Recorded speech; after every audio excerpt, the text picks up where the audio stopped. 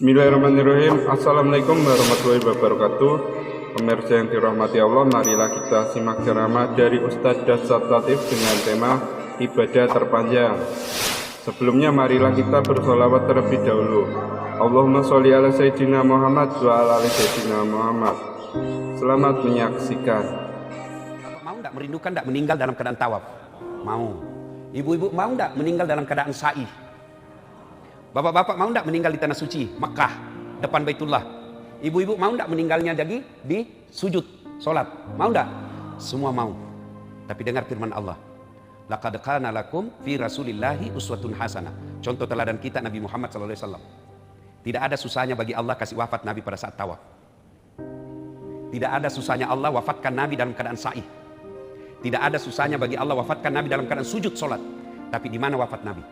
Tawaf tidak. Sa'i tidak, sholat tidak, ceramah tidak. Di mana? Pangkuan istrinya, Aisyah. Apa pesannya? Ibadah paling panjang rumah tangga. Ibu berapa lama kalau sholat 5 waktu? 5 kali saja sholat. 5 kali aja sholat satu hari. Tambah bonus-bonus dengan sunnah. Ada enggak di sini sholat 5 waktunya duhur 10 menit? Enggak yakin saya. Yang ada duhur 3 menit. Ya toh? Itu pun yang 3 menit lengkap dengan ingatan WhatsApp. Ini kan? Ayo, haji. Berapa kali Bu haji? Saya tidak yakin ada yang sampai 10 kali haji di sini. Coba. Jadi kalau kita mau mati dalam keadaan haji peluang rendah. Kalau kita mau mati dalam keadaan sholat peluang rendah. Tapi berumah tangga 24 jam berumah tangga. Cari nafkah, ibadah. Mikirkan bagaimana rumah supaya bisa AC, ibadah. Bagaimana cari nafkah anak bisa sekolah? Ibadah. Bagaimana bisa menghidupi sopir? Ibadah. Bahkan berhubungan suami istri pun ibadah. Itulah sebabnya kalau sama istri kita tidak nyaman. Kenapa? Ibadah. Setan tidak mau. Kalau teman selingkuh, godaannya besar. Kenapa setan? Maka ibadah terpanjang selama hidup kita berumah tangga. Nah sekarang rumah tangga ibu. Baru-baru kita Idul Kurban. Saya segarkan kembali ingatan kita sejarahnya itu Idul Kurban. Ya, supaya kita ulang lagi nih kaitannya rumah tangga. Itu kan Ibrahim Pak kaya. Ibu-ibu Ibrahim itu kaya. Hebatnya dermawan. Banyak di Indonesia kaya, serakah, pelit. Sudah kaya, masih serakah plus pelit. Ini Ibrahim kaya dermawan. Hebatnya Pak, dia sembeli 1000 domba, 100 onta. Kira-kira kalau dirupiahkan sekarang 2,5 miliar. Ada di sini 2,5 miliar kemarin kurbannya? Tidak ada. Seluruh malaikat memuji Pak. Apa kata malaikat? Hebat ini Ibrahim. Manusia pun puji. Weh, hebat kau Ibrahim. Jago kau. Beberapa tahun kemudian, Ibrahim menikah dengan Siti Sarah. Kata Siti Sarah, bang, abang ini kan nabi. Perlu ada pewaris. Saya tidak bisa berikan kamu anak. Kau kawin lagi lah. Apa kata Ibrahim? Enggak. Kalau inilah takdirku, ya sudah. Enggak bang, kau nikah lagi. Enggak. Luar biasa Pak. Ibrahim didesak menikah, enggak mau Pak. Bapak-bapak sekarang dilarang sembunyi-sembunyi. Malah pakai KTP-nya orang lagi. Akhirnya, desak. Ibrahim berkata, baik kalau begitu deh. Oke, karena kau maksa. Siapa? Kata Siti Sarah. Ngapain jauh-jauh? Itu aja si Eneng, pembantu kita. Pembantunya itu Siti Hajar. Itu aja pembantu. Pesannya Pak, tidak ada perempuan ikhlas 100%. Tidak ada. Kalau dia ikhlas, pasti dia bilang, silakan kau pilih mana yang kau suka. Tapi ini bebas tapi terbatas. Ini namanya bebas tapi terbatas. Oke, nikah. Sudah menikah, alhamdulillah, hamillah Siti Hajar. Selang beberapa saat, hamil pula Siti Sarah. Ini buat ibu-ibu nih. Kalau ada sudah 10 tahun, belum punya anak, coba pakai ibunya Siti Sarah. Ya, siapa tahu mujur, siapa tahu, ya kan? Nah, Siti Hajar dengan Ibrahim lahir anaknya, namanya Ismail alaihi salam. Inilah keturunan kita orang Islam. Ibrahim dengan Siti Sarah lahir anaknya, namanya Ishak alaihi salam. Inilah keturunan Yahudi yang kurang ajar. Kita itu dengan Yahudi satu kakek, cuma Yahudi kurang ajar. Nah, lagi lucu-lucunya anaknya, ya kan? Ibu-ibu, dengar dulu. Sejarah sebelumnya ada yang tersisa. ketika lagi kecil-kecil anaknya, ya, balita kira-kira sekarang, Allah perintahkan kepada Ibrahim sama Siti Hajar, Ibrahim, bawa anakmu jalan sama istrimu. Kemana? Kau jalan saja. Dari Palestina, Pak. Kau jalan saja. Kemana? Kau jalan. Nanti saya kasih tahu kau singgah di mana. Jalanlah Ibrahim. Beratus kilo. Sampai di tumpukan batu. Allah berfirman, Ibrahim, kau simpan anak dan istrimu di situ. Terus, kau kembali lagi. Simpan di situ. Tumpukan batu. Tumpukan batu itu sekarang jadi Ka'bah. Yang tumpukan batu itu. Ibrahim bilang sama istrinya, baik, sayang, saya diperintah kembali kampung. Loh, masa kau tinggalkan saya? Kau lihat ini bang, padang pasir, tidak ada tumbuhan, tidak ada air, tidak ada rumah. Padang pasir ini, kau mau tinggalkan saya? Tega betul kau. Apa kata Ibrahim? Saya juga tidak tega, tapi ini perintah Allah. Apa kata Siti Hajar? Bang, kalau ini perintah Allah, jalan kau. Biar saya urus anakku. Tenang, jangan cemas. Ini baru istri. Pesan pertama ibu, kalau perintah Allah jangan tawar. Kau pakai jilbab, perintah Allah. Don't worry, be happy. Kamu jangan keluar kalau tidak, saya tidak akan keluar bang, kalau itu perintah agama. Itu baru istri yang hebat. Pergi Ibrahim, balik. Apakah Siti Hajar pasrah? Tidak. Anaknya menangis, kehausan. Siti Hajar tidak diam, berdoa saja. Tidak. Dia ikhtiar dulu. Dia ikhtiar dulu. Apa ikhtiarnya bu? Dia lari cari air. Pernah ibu lihat di jalan raya? Kayak ada air kan? Lari, Hajar, itu ada air. Sampai lagi, bukan air. Lari, antara Safa dan Marwah. Itulah sa'i sekarang. Nah, sudah. Pasrah Siti Hajar. Tidak dapat air, sudah capek, anaknya nangis. Turun perintah Allah. Ibrahim, Jibril, kau turun, hentakkan kakinya Ismail. Patok ya jena. Hentakkan kakinya Ismail ke tanah. Dihentakkan, dengan izin Allah keluar air. Lalu Siti Hajar berkata, Zam, zam, zam, zam. Itulah air Zam-Zam sekarang. Mulai beredar berita. Ada di satu pelosok, ada sumber mata air, tidak pernah kering, dan selalu mengalir. Beredarlah itu di padang pasir. Namanya air di tengah padang pasir, orang semua datang. Ramailah kampung itu, kemudian disebut nama Hijaz. Yang ini sekarang disebut Makkah. Nah, lagi beremaja anaknya Ismail, 13 tahun. Quran tidak menjelaskan 13 tahun. Tapi Quran cuma mengatakan Ismail sudah pandai membantu bapaknya. Kira-kira remaja sekarang, 13-14 tahun. Tanggal 8 Zulhijjah. Ibrahim alaihissalam mimpi. Ibrahim, kau pernah bilang toh, kalau ada anakmu saya potong. Sekarang ada anakmu, potong itu. Potong. Ibrahim bangun pak. Ini mimpi atau wahyu? Kalau mimpi, kenapa anak disuruh potong?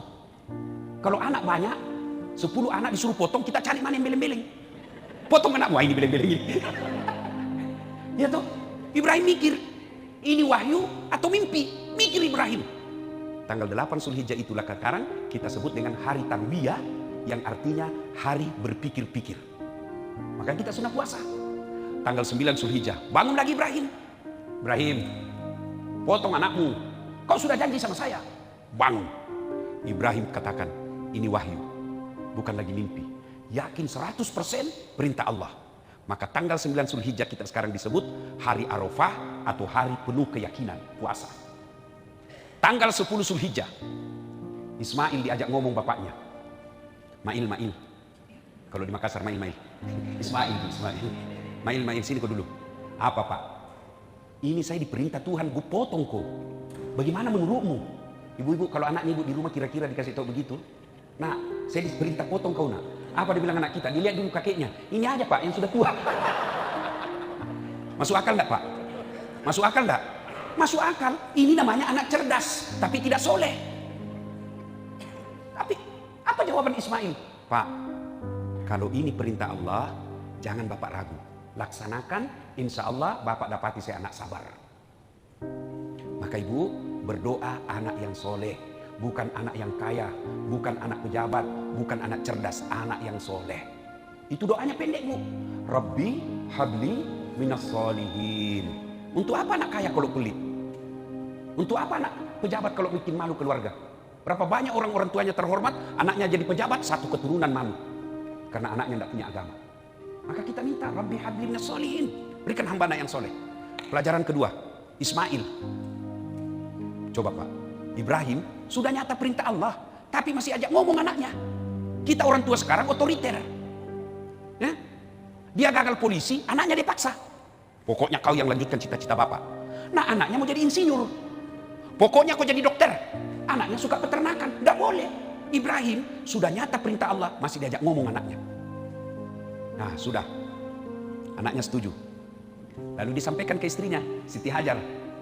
Hajar, tolong kau mandi Ismail, kasih baju baru, kalau ada parfum, sisir rapi. Kau mau bawa mana? Saya mau jalan-jalan. Baik bang. 10 Zulhijjah dia bawa lah anaknya. 10 Zulhijjah sekarang kita sebut hari An-Nahar, hari melaksanakan janji. Gak akan ini setan. Bahaya nih Ibrahim. Dia mau potong betul anaknya. Tidak ada sudah teman kita ini nanti. Dia datangi Ibrahim. Baim. Ibrahim. Baim. Kata Ibrahim apa? Kata setan. Kau tengok balik itu anakmu. Kau lihat itu anakmu. Lucu. Lagi lucu-lucunya.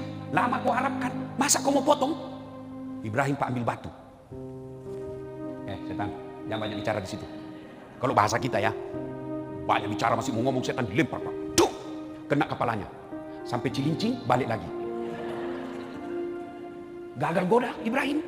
Dia datangi istrinya. Hajar. Kau tahu enggak mau dibawa kemana anakmu? Katanya bawa jalan-jalan. Dibohongi kau suamimu. Maksudnya apa? Dia mau potong itu. Sabarang kau bilang. Mana ada orang tua mau potong anaknya? Katanya perintah Tuhannya. Apa? Perintah Tuhannya. Hajar ambil batu Pak. Setan. Kalau itu perintah Tuhan, jangankan anakku, saya juga siap dipotong. Bah! Bismillah, Allahu Akbar. Kata setan, ini lebih gila dari anaknya ini. Dia datangi lagi si Ismail. Baru dia mau bilang Ismail juga ambil batu, dilempar lagi. Itulah sekarang melempar 3 jumroh. Kalau orang pergi haji, lemparan pertama, Bismillah, Allahu Akbar. Ibrahim. Lemparan kedua, Bismillah, Allahu Akbar. Siti Hajar. Lemparan ketiga, Bismillah, Allahu Akbar. Ismail. 3 tempat. 1 tempat, 7 batu, 3 hari. Kenapa tidak langsung saja Ustaz? 63 batu. 1 hari saja langsung tak, habis pulang. Kenapa mesti 3 hari? Itu pesannya, melawan setan perlu stamina kuat, perlu iman kuat, karena setan tidak pernah menyerah. Nah, sudah sampai. Ismail bilang begini, Pak, ada permintaan saya. Apa nak? 1, tolong bapak nanti eksekusi, tutup matamu ya. Tutup juga mataku Pak. Kenapa? Karena kalau bapak lihat saya yakin bapak tidak mampu, tidak tega potong saya. Tutup mata. Oke, apalagi nak?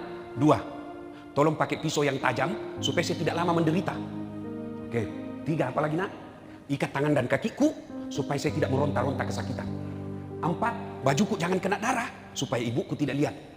5, kalau saya sudah meninggal, tolong tidak ada anak seusia saya lewat depan rumah supaya ibuku tidak ingat saya. Baik, baring. Ibrahim ambil goloknya, dia gerek lehernya. Bismillahirrahmanirrahim. Tidak mempan, tidak terluka. Kata Ibrahim, kata Ismail, bapak main-main kali. Enggak nak, serius ini. Tumpul kali, coba lagi. Enggak. Ibrahim diambil goloknya, dihantamkan ke batu. Pecah. Batu pecah, leher tidak. Dia mau ulang. Tunggu dulu, kata Ismail. Tunggu dulu Pak. Apa lagi? Tolong buka tanganku. Tolong buka kakiku. Kenapa?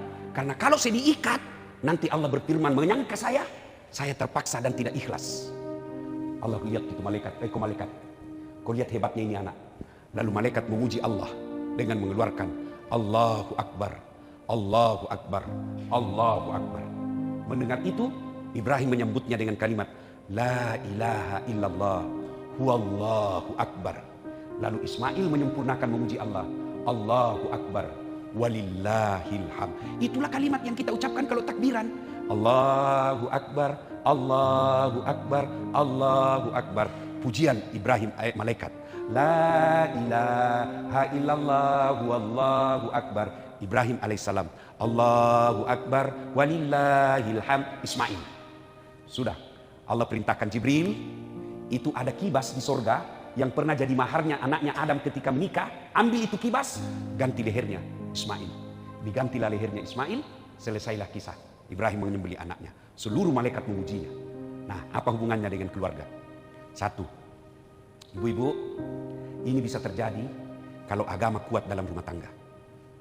Cerita mati anak bisa soleh kalau agama lepas. Tidak mungkin istri taat kalau dia tidak kuat agamanya. Tidak mungkin suami tanggung jawab kalau longgar agamanya. Maka modal utama dalam berumah tangga, agama, bukan cinta. Sayang orang tua kalau mau kasih nikah anaknya, kau cinta Dina, maka mau itu cintamu. Ada di kerjanya nak, kerjanya mapan, cintanya ada, gagah, cantik, jabatannya bagus, uangnya banyak, tidak ada agama, itulah yang permainkan anak kita. Tapi kalau agamanya ada, meski kerjanya tidak jelas, tapi dia punya tanggung jawab. Coba lihat anak orang kaya yang tidak ada agamanya. Dia hina anak kita. Banyak uangnya, tidak ada agamanya, dan ada hormati itu besannya. Kenapa? Ada duit saya. Tapi kalau ada agamanya, makin banyak duitnya, makin dihormati orang. Kenapa? Agama adalah patokannya dalam hidup. Maka Bapak Ibu, agama anak kita. Saya mau tanya dulu Ibu, tolong jawab dengan jujur. Bu, bagaimana proses agama di rumah? Rumah mewah, ada pengajian? Alhamdulillah. Jangan sampai lebih sering arisan daripada taklim. Ayo. Percaya bapak-bapak, anak ini harta paling berharga. Bapak kalau ibu-ibu kalau meninggal siapa yang doakan ibu? Suami. Jangan harap Bu, kawin lagi. Bener. Ada sama yang di Makassar tetanggaku, dia bilang, Ustaz, jelek betul sifatnya itu tetangga saya. Kenapa? Baru 3 bulan istrinya meninggal, belum lagi kuburnya kering, dia kawin lagi. Saya bilang itu lebih hebat tetanggaku, belum mati istrinya dia kawin. Apa? Dia bilang mamanya, cek istri saya. Jadi kalau saya duluan menikah, Ustaz juga kawin lagi. Sini kau sayang, jangankan kau meninggal, masih hidup saja kau, saya selalu berpikir kawin lagi. Apalagi kalau kau sudah mati. Siapa yang doakan ibu? Siapa? Anak. Apa ibu tidak rindukan? Begitu kita meninggal, anak kita setiap sujud 5 waktunya, dia doa untuk orang tuanya. Saya bukan mutakabur Bu, saya bukan mutakabur. Ini hanya motivasi buat bapak-bapak. Ini rata-rata orang kaya ini di dalam ini. Bohong ibu kalau tidak kaya. Kenapa kau tahu Ustaz? Casingnya ibu-ibu ini beda kan? Saya bisa lihat orang kaya dari casing. Oh ini orang kaya semua ini. Beda Pak. Masya Allah. Saya tidak kaya Bu. Alhamdulillah ibu bapak saya bikinkan masjid. Ibu saya kasih nama Hajjah Sitimang. Bapak saya kasih nama Masjid Abdul Latif. Yang saya lagi bangun lagi sekarang masjid nama saya. Itu yang kita nanti. Apa ibu tidak merindukan ketika nanti ibu sudah rapuh, tua, anak kita berlomba-lomba untuk mengumrohkan anak kita. Dek, bulan ini ibu di rumah ya, bulan depan baru kau urus. Apalah artinya hidup ini kita tua, banyak duit, anak kita menjadi beban di dalam hidupnya. Datang baru duduk mamanya, kata istrinya, kapan datang mak? Baru sayang, kapan pulang? Aduh, cuma sayang. Maafkan saya ibu ya, ini gunanya ceramah. Jangan marah ibu ya, supaya ada boleh pulang ada oleh-oleh ceramah. Sayang ibu-ibu sekarang lebih sibuk ngurus kecantikan dirinya daripada didik anaknya. Lebih sibuk periksa HP-nya suaminya. Apa gunanya kau periksa itu HP-nya suamimu? Jangan ketawa ibu, saya serius ini. Ayo, datang suaminya, mana HP-mu coba lihat. Apa suami bagaimana tidak cepat serangan jantung? Daripada sibuk ngurus HP, urus anak. Urus anak. Suamimu terlantarkan kamu, anakmu nanti yang angkat derajatmu. Suamimu selingkuh, anakmu nanti yang muliakan. Dan itu anak dia bisa bedakan mana orang tuanya yang baik. Kalau ada selisih saya gampang, orang curhat. Saya mau tahu suami atau istrinya yang masalah, saya lihat mana dibela anaknya. Maka ibu-ibu, apalagi usia senja, apalagi kita yang sudah muka-muka sakaratul maut. Inilah penyakitnya ibu-ibu, tidak mau dibilang usia senja. Maunya terus dibilang, oke lah ibu-ibu yang masih cantik-cantik. Masya Allah. Untuk apa lagi? Ayo anak bu. Gimana cara didik anak Ustaz? Coba tiap hari bu baru bangun, mau tidur, pengajian. Anak saya bu sekarang kelas 3, namanya Ece. Itu kalau tidur, mau tidur pasti murattal terputar di kamar. Kalau mati itu murattalnya, bangun dia bu. Kalau AC mati, dia tidak bangun. Tapi kalau murattalnya mati, pasti dia bangun. Dan itu sudah belasan tahun. Saya saja tidak begitu. Kenapa? Karena ibunya masih hamil, ibunya hafal Quran. Itu ngaji terus sampai sekarang. Kalau anak mau baik agama, perdengarkan ayat suci supaya apa? Bersih hatinya. Coba lihat anak-anak kita sekarang Pak. Mewah hidupnya, tapi dinasehati, tidak dengar. Kenapa? Keras hatinya. Kalau hati sudah keras, susah dinasehati. Lebih sayang tuh sama cowoknya daripada bapaknya. Kalau bapaknya nasihati, bapak kolot. Sekalinya cowoknya, iya bang terserah abang aja aku ikut. Ya, Tua, ibu, cukup kasih makan barang halal anak kita. Barang halal. Nah sekarang orang tua lebih gelisah, malu kalau anaknya tidak punya iPad, malu kalau anaknya tidak pakai behel, malu kalau anaknya tidak punya mobil. Memangnya ada orang masuk neraka gara-gara tidak punya mobil? Yang masuk neraka karena anaknya tidak sholat. Maka penting pengajian ini, ayo evaluasi kembali cara didik anak.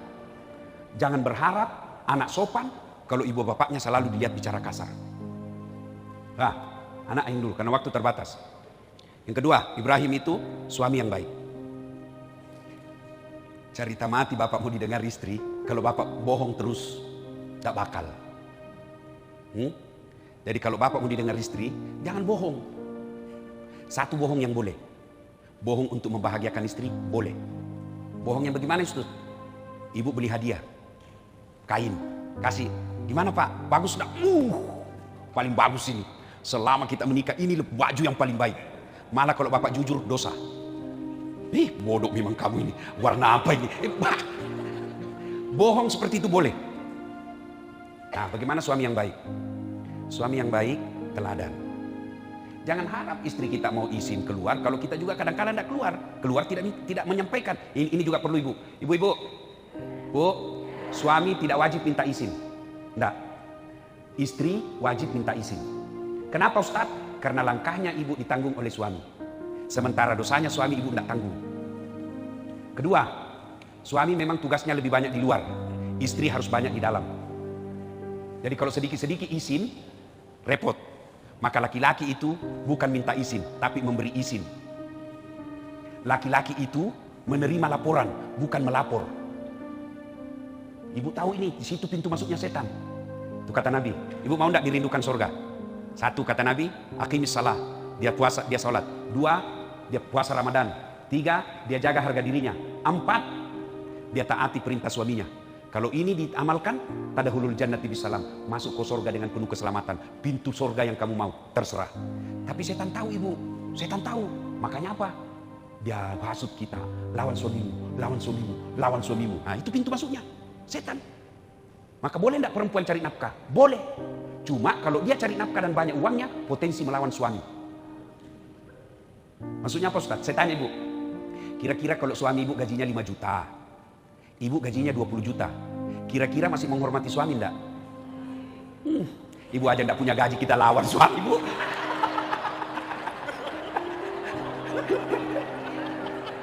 Nah, disinilah masuknya setan. Bu, kalau sholat, setan sholat. Tapi kapan ibu lawan suami, maka ridha Allah lepas. Ridhanya Allah, ada ridhanya suami. Nah, maka setan hasut kita. Curiga kok. Curiga. Ketemu tadi cewek. Kalau ibu mau enak, sangka baik. Orang kalau sangka buruk dalam rumah tangga, percaya tidak akan pernah dia bahagia. Coba kalau sangka baik ibu. Telepon suami tidak dijawab pagi-pagi. Oh, lagi sholat duha. Kan enak perasaan. Telepon lagi siang. Oh, berjamaah duhur ini. Ya kan? Sore lagi telepon, tidak dijawab. Jam 5 sore ada WhatsApp teman. Saya lihat suamimu di sampingnya ada cewek di atas mobil. Oh, berarti dia lagi nge-grab. Iya kan? Enak perasaan ibu toh. Tapi kalau sangka buruk terus, la ilaha illallah, tidak bisa tenang. Dengan harap istri kita santun kalau kita kasar. Istri saya suka ngomel, takdirnya itu bu. Kalau ada perempuan tidak ngomel, pasti ada kelainan. Benar, hobinya itu perempuan ngomel. Dan satu lagi pak, perempuan itu ahli sejarah. Sekali bapak bikin kesalahan, sudah wassalam. Nggak bakal, itu dia ulang pak. Pak, coba dinasehatin, dia punya salah. Bagaimana caranya dia ngomong supaya kembali kepada kesalahan itu ke kita. Itulah perempuan. Memang begitu fitrahnya perempuan. Saya kasih mana beratnya penderitaan bapak tidak seberat penderitaan ibu hamil. Ya, bapak merasakan hamil.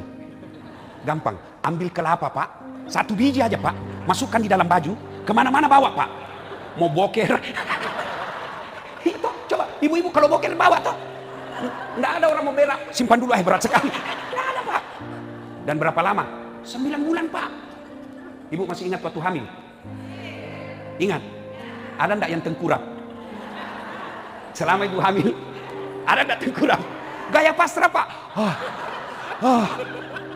Coba Bapak, berapa lama Ibu tidak tengkurap? 9 bulan Pak. Bapak 1 bulan aja Anda tengkurap, pusing. Iya toh? Coba. Melahirkan. Masih ingat waktu melahirkan? Masih? Ada enggak ibu-ibu melahirkan senyum? Ada? Mentang-mentang Ibu Tendri orang kaya melahirkan. Senyum kau nak keluar, kau nak. Tidak. Dia pas. Menderita enggak Bu? Menderita Bu? Sakit Bu? Tapi heran kok diulang-ulang. Enggak ada orang melahirkan kalau kurang ajar. Enggak. Sudah itu menyusui. Masih ingat waktu menyusui Bu? Apalagi waktu tumbuh giginya. Aduh. Ada enggak dia? Kok gigi saya? Enggak, dibujuk. Aduh Bapak. Bapaknya senyum Pak. Nih, pagi anaknya, malam. Maka Pak, kalau istri ngomel, bayangkan saja itu 3 perihnya penderitaan perempuan. Coba, lihat toh. Itulah sebabnya Nabi ketika ditanya, ya Rasul, setelah Allah dan Rasulnya siapa yang saya taati? Apa jawabannya Nabi? Ibumu. Setelah itu siapa? Ibumu. Setelah itu siapa? Ibumu. Setelah itu siapa? Bapakmu. Ibu, bapak. Berarti 3 ibu, 1 bapak. Ya toh? Salah paham lagi nih ibu-ibu. Itu sensitif sekali kalau kita bicara begini. Coba ulang. Ibu, bapak. Berarti 1 bapak, 3 ibu. Saya tidak bilang 3 istri. 3 ibu. Apa maknanya? Itulah 3 penderitaan ibu. Sehebat apapun laki-laki dia tidak pernah bisa memikulnya. Maka kalau ibu ngomel, bayangkan bagaimana susahnya ketika dia hamil. Mau tidak berhenti istrimu ngomel? Ini rahasianya. 1, puji dia. 2, kasih hadiah. Bapak mau tahu perempuan? Sambil kau puji, pegang pundaknya. Pasti dia senang. Wah, makin cantik kau dek.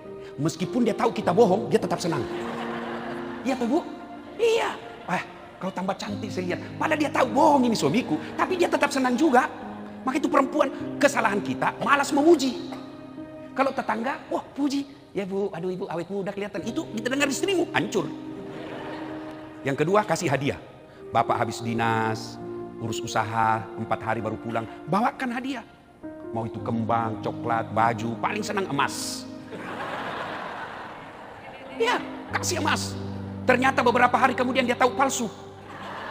Kau bilanglah, kau tahulah sayang, saya mau kasih kau yang emas yang asli, tapi kan lagi seret ekonomi. Meskipun itu palsu tapi percaya, cintaku 24 karat dalam hati. Mulai dia senyum itu. Iya, istri saya kasih gitu. Palsu Ustaz. Iya tetap cintaku asli. Dia senang. Kalau dia marah, saya peluk. Marah dia, saya peluk. Bila kamu di sisiku. Mulai senyum lagi tuh. Masih marah, ku peluk tambah ku kencing. Baru ku bilang, insaplah. Wah, berhenti dia marah Pak. Jadi perempuan kalau marah, Bapak jangan marah dan jangan bawa perasaan.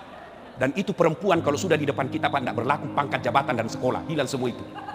Dia bilang, mama nyecek di rumah istriku Bu, kamu boleh siga panggung di luar. Kau boleh siga mimbar di luar. Tapi kalau di rumah kau Hello Kitty. Saya pasrah. Apa daripada kacau limbah persilatan Pak. Lebih kita mengalah kalau perempuan ngomel, puji, kasih hadiah. Bapak tidak percaya? Saya tanya, ibu-ibu, biar suami tidak pulang yang penting ada coba dengar. Uang dia cari Pak. Maka kesalahan kita jarang memuji, tidak mau kasih hadiah. Pasti ngamuk. Ibu bapak saudara-saudara sekalian, pesan ketiga, bersedekahlah. Sedekah. Ibu-ibu yang kaya-kaya nih, yang punya emas-emas berlian. Kalau ibu meninggal nanti siapa yang pakai? Istri kedua ibu. Begitu ibu meninggal, suami dia cabut dulu itu cincin. Ini cincin kawin kita sayang. Nggak mau keluar, dia kasih sabun. Sudah itu dia cabut lagi kita punya gelang. Ini waktu ulang tahun pernikahan kita waktu umrah sama Dubai. Cabut. Sudah itu dia cabut lagi kita punya kalung. Ini waktu dulu kita jalan-jalan ke Singapura. Terakhir gigi palsunya ibu dia cabut juga. Sudah dia simpan sambil penuh derai air mata. Dia simpan di lacinya.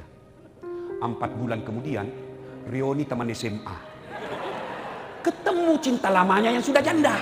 Aduh hancur. Emas yang disimpan baik-baik diambil kembali. Dia senyum bawakan mantannya, dek. Ini kau pakai saja ya. Sudah mati yang punya. Bu, daripada dipakai istri kedua, mending bawa untuk kuburnya ibu. Dan orang kaya hebatnya, biar dia pakai palsu, orang bilang asli. Ya, Ibu Nur misalnya. Iya, biar palsu, orang bilang, enggak mungkin, pasti asli. Maka saya sarankan, lebih baik ibu pakai yang palsu. Yang asli, bawa ke panti asuhan. Yang asli, bawa ke masjid di kampung. Yang asli, bawa ke penghafal Quran. Bapak-bapak yang miskin, ibu-ibu yang miskin, enggak usah pakai yang asli. Karena biar asli, orang juga enggak percaya. Maka yang asli, ibu jual, bawa ke pesantren. Ini disebut pandai menyikapi harta. Percaya bu, kalau sudah masuk kubur, putus.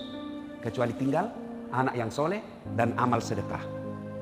Dan demi Allah, tidak ada orang bangkrut gara-gara sedekah.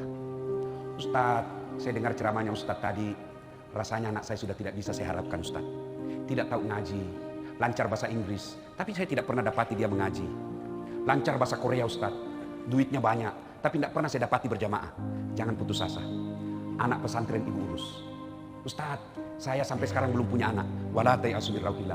Jangan putus asa. Ibu datang ke pesantren, tanya gurunya, ada penghafal Quran? Ada. Berapa biaya hidupnya 1 bulan? Bu, 700.000 1 orang. Saya tanggung 7 orang ya, 2.500.000 berapa? 20. Nah, saya tidak terlalu kuat kalau urusan uang bu. Ibu-ibu lebih apa? Nah, misalnya 1 anak 700 Ustaz, 3 anak saya tanggung Ustaz, 2.100.000 kirim tiap bulan. Itulah yang menjadi anaknya ibu. Selama dia belajar agama sama anak kandungnya ibu meskipun tidak dilahirkan. Begitu juga bapak-bapak. Bapak tidak usah jadi ustaz. Berat. Gimana caranya? Urus ustaz. Ustaz datang, Ustaz pakai kendaraan siapa? Ada kendaraan saya pakai Ustaz. Bapak dapat pahala dari Ustaz. Seperti pahalanya Ustaz tanpa mengurangi pahalanya Pak Ustaz. Ibu-ibu punya rumah mewah supaya malaikat ikut datang. Ayo panggil anak-anak yatim tiap malam Jumat makan di rumah. Jangan makannya seadanya, kasih makanan yang hebat. Dan hebatnya itu Ustaz, anak yatim. Kalau masuk orang mewah Pak, dia terpesona seolah dalam surga. Tapi kalau ibu undang orang kaya, dia cari yang jelek itu. Gordennya tidak serasi. Itu kalau orang kaya. Lihat tuh ibu, padahal banyak yang bagus, yang jelek dicari. Maka lebih baik ibu panggil anak-anak yatim. Ibu-ibu, saya serius ibu. Mulai Jumat depan jadikan kebiasaan. Malam Jumat ini 5 orang saya kasih makan di rumah. Ya Allah, tolak bala. Mudah-mudahan anakku terhindar dari narkoba. Mudah-mudahan suamiku terhindar dari niat jahat. Itu jauh lebih efektif daripada periksa handphone. 1 handphone dikasih ke suamimu, masih ada 2 di mobilnya. Kenapa begitu? Saya pelakunya. Repot juga kalau setiap saya. Repot, lebih kita sembunyi 2. Kau periksa, bisa diganti namanya. Kata Nabi, siapa yang mau dipanjangkan umurnya, dimurahkan rezekinya, dan tertolak dari bencana, maka hendaklah dia bersedekah. Sedekah ibu. Ibu punya kudung 25. Kenapa banyak sekali bu? Pakai 2 aja.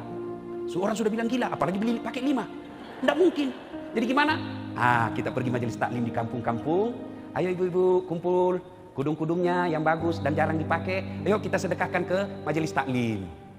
Itu baru manfaat. Simpan di rumah saja kan bingung. Mana dulu aku pakai? Sudah pernah aku pakai ini? Oh belum. Nggak matching kira-kira ini. Bingung. Coba kalau cuma 2, langsung selesai. Saya juga begitu bu, waktu masih sedikit baju saya bu, udah repot. Ini cek, sekarang setelah banyak bingung, apa ini sudah aku pakai? Karena saya pernah benar bu, saya ceramah, ada ibu-ibu saya lewat, dia bilang, itu lagi bajunya yang di YouTube. Ya ibu-ibu, sedekah. Mudah-mudahan pulang ini wujud konkret sedekah. Kenapa saya tekankan ini? Karena saya tahu di sini ibu-ibu yang Allah berikan rezeki yang berlebih. Insya Allah tidak ada orang bangkrut karena dia rajin sedekah. Sebaliknya kalau dia pelit, tidak ada orang suka. Cangkuk ke rumahnya, dia pelit. Padahal dia juga pelit. Itu jeleknya itu pelit pak. Tidak ada yang suka itu orang pelit. Maka kalau mau murah rezekinya, bersedekahlah. Tolak bala, insya Allah. Bapak saudara-saudara sekalian, ini saja tausiah kita. Mudah-mudahan ada manfaat. Saya menutup, inna a'tainakal kautsar. Sungguh betapa banyak nikmat yang Allah berikan kepadamu. Fasholli li rabbika wanhar. Maka bersolatlah dan berkurbanlah. Fasholli li rabbika wanhar. Inna dzaniyaka wal abtar. Kalau kau tidak mau bersedekah, kamu lalaikan solatmu. Padahal saya kasih kau banyak nikmat, rumahmu bagus, mobilmu mewah, perhiasanmu baik, tapi kau tidak mau bersyukur, kau lepas dari rahmatku. Ibaratnya layang-layang lepas. Kalau sudah lepas layang-layang, sudah bisa kesetrum, tidak jelas arahnya. Itulah yang makna harta banyak tapi tidak ada ketentraman jiwa. Anak ada tapi membangkang, mobil anak tapi kita tidak pernah damai. Kenapa? Sudah lepas dari kasih sayang Allah. Pengajian ini tujuannya agar kita menjadi lebih baik. Tidak ada gunanya pengajian begini kalau pulang tidak ada perubahan dalam hidup kita. Minimal mulai kita malam Jumat ini kita punya niat untuk memberi makan fakir miskin, saudara-saudara kita yang tidak mampu. Demikian usikum wa nafsi bitaqwallah, fastabiqul khairat. Assalamualaikum.